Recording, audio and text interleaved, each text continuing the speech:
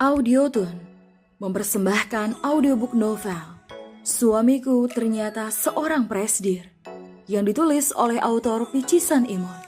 Pengisi suara Eve. Bagian 80. Akhir dari sebuah penantian panjang. Selamat mendengarkan.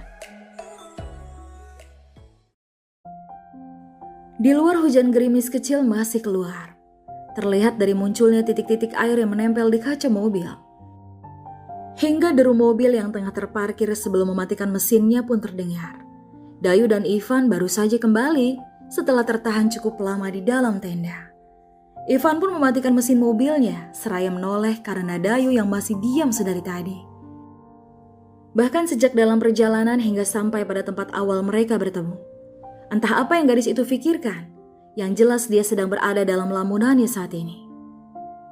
Kau tidak turun? Aku sedang menunggu. Menunggu? Dayu pun menoleh ke arahnya. Bukankah ada sesuatu yang ingin kau sampaikan? Saat ini Dayu masih berusaha menyunggingkan senyum. Sesuatu? Sesuatu yang seperti apa maksudmu? Sesuatu atas kepastian. Sementara Ivan hanya mengerutkan dahinya. Kepastian akan hubungan ini, kau sudah janji kan? Ivan tertunduk. Ia paham maksud Dayu. Dan bahkan dia ingin sekali mengutarakan isi hatinya sedari di tenda tadi. Namun tak bisa. Itulah kenapa dia sering memaki dirinya sendiri yang layak disebut pecundang. Jika dalam urusan seperti ini. Kenapa hanya diam? Apa kau mau ingkar janji lagi? Kau bilang aku harus menunggu lagi sampai urusan tuan dan nona mudamu selesai. Sekarang kutagih janjimu, Ivan. Dayu, aku... Apa? Kau mau beralasan apa lagi? Gadis itu terkekeh, yang terdengar sesak di sana. Kau tahu, wanita bisa lelah menanti kan? Benar, kau mungkin mulai lelah karena aku. Ivan masih diam saja mendengarkan kata-kata Dayu dengan nada yang semakin meninggi. Kau pikir aku sebuah layangan yang bisa kau tarik dan ulur sesukamu? Hunus Dayu pada pria yang masih terdiam di sana. Dayu pun mendesah semakin geram dengan pria pasif di sebelahnya. Hingga tanpa menunggu lagi jawaban dari Ivan, dia langsung melepaskan seatbeltnya dan keluar dari mobil itu, lalu menutup pintu mobil itu dengan kasar. Ivan menghela nafas dan turut keluar dari mobilnya, lalu menghampiri Dayu yang hanya berdiri saja di sana. Kita akhiri saja. Ivan pun sedikit tercengang. Aku lelah. Sungguh aku lelah, Ivan. Kau terus saja membuatku meruntuhkan harga diriku sendiri di depanmu. Pria yang tak pernah menganggapku sebagai kekasihnya. Dayu berbicara tanpa melihat ke arah Ivan yang tetap diam saja di sana. Seperti ini ke akhirnya. Akhir dari penantian panjangku. Gumam Dayu yang lantas menoleh ke arah Ivan. Kenapa kau masih diam saja? Ayo cepat jawab jika kau memang seorang pria, Ivan. Dia mencengkram baju Ivan dengan kedua tangannya seraya terisak. Kau tahu betapa aku tersiksa selama 7 tahun ini menunggumu, Ivan. Jika saja aku tahu ini adalah hal yang sia-sia, aku tidak akan mau melakukan dan membuang waktuku. Dayu mendorong tubuh itu sekuat tenaga, lalu memutar badannya berniat meninggalkan Ivan.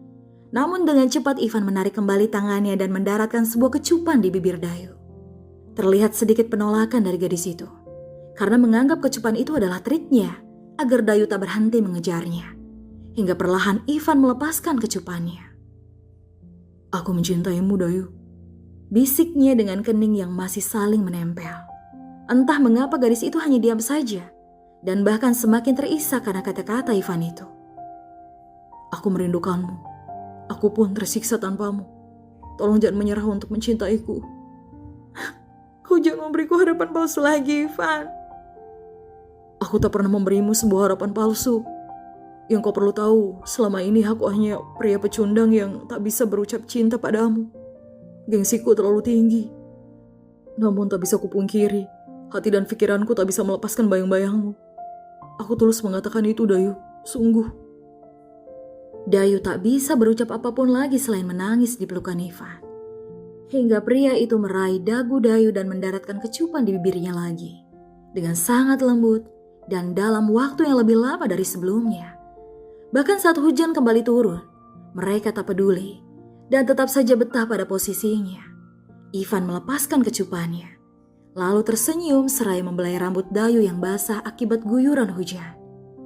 Maukah kau menikah denganku? Aku tidak. Dayu mendengar kata menikah denganku dan berharap Ivan mengatakannya lagi. Pria itu pun mendekati telinga Dayu. Maukah kau menikah denganku, Dayu? Gadis itu membulat bola matanya, lalu menoleh ke arah Ivan. Apa kau mengatakan itu karena iba? Jika iya, mending lupakan saja.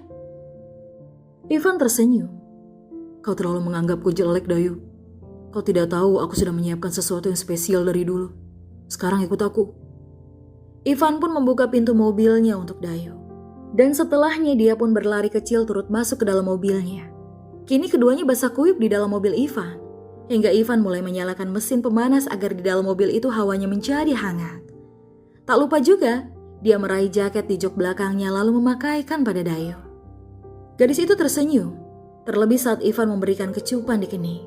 Lalu mengeluarkan sesuatu setelahnya di dalam saku celana yang ia buka kemudian di hadapan Dayu. Sebuah kalung cantik yang langsung membuat gadis itu terpukau setelahnya. Kusimpan ini selama 7 tahun.